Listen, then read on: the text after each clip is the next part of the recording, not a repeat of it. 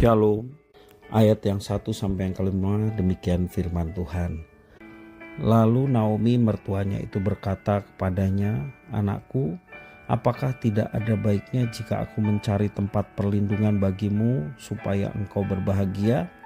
Maka sekarang bukankah Boas yang pengerja-pengerjanya perempuan telah kau temani itu adalah sanak kita? Dia pada malam ini menampi jelai di tempat pengirikan.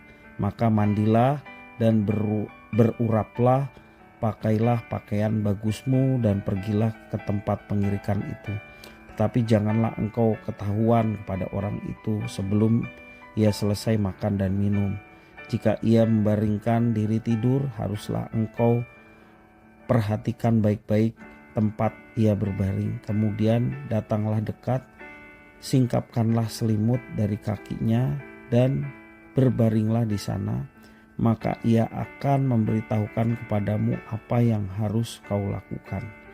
Lalu kata Rut kepadanya, "Segala yang engkau katakan itu akan kulakukan." Demikian firman Tuhan.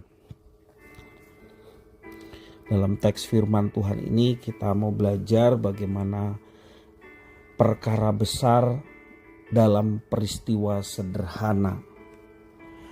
Pada umumnya kita berpikir bahwa sebuah perkara atau rencana besar akan diwujudkan dengan tindakan yang besar pula.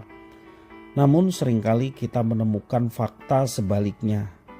Tuhan justru menggunakan peristiwa yang sederhana dalam menggenapi sebuah rencana besar.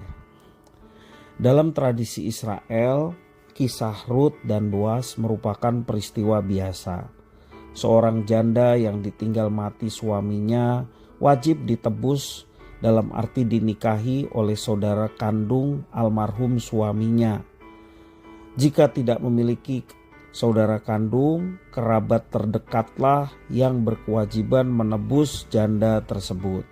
Itu terdapat dalam kitab Ulangan pasal 25 ayat yang ke-5.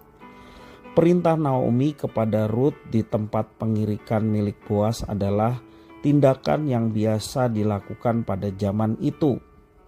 Demikian juga tindakan Boas menebus Rut itu sudah biasa pada waktu itu. Namun tindakan yang biasa dan sederhana itu merupakan bagian dari sebuah rencana yang sangat besar. Rencana apa? Yakni rencana penebusan Tuhan Allah bagi umat manusia. Tentunya bagi umat yang merespon menjadi umatnya.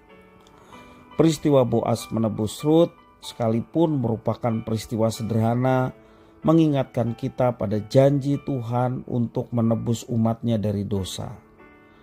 Boas dengan penuh kerelaan mau menebus Rut untuk mengangkatnya dari keterpurukan dan kemiskinan.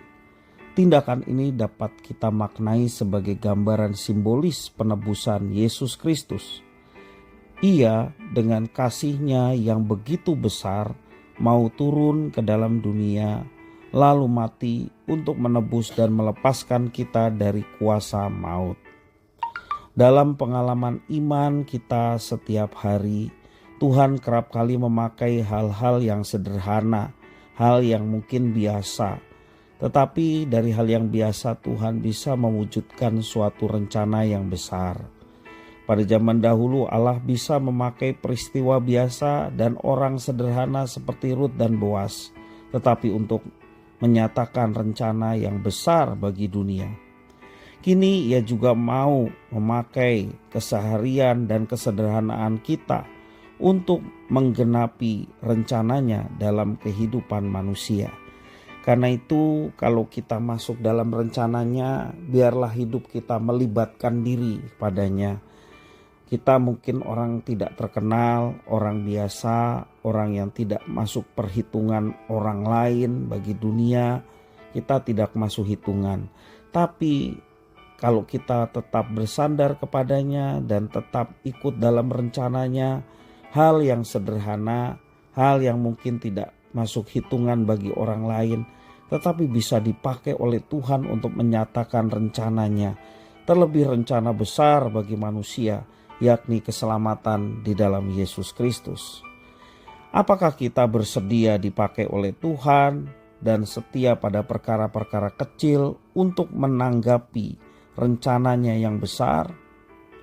Walaupun biasa dan sederhana, mari kita bertekad untuk menjadi alat bagi rencana Tuhan yang mendatangkan berkat dan keselamatan. Sudah selayaknya kita mengupayakan yang terbaik bagi Tuhan dan juga bagi sesama. Dan percayalah, kalau Tuhan yang berkehendak, Tuhan yang bertindak, bagi setiap orang yang percaya tidak ada yang mustahil.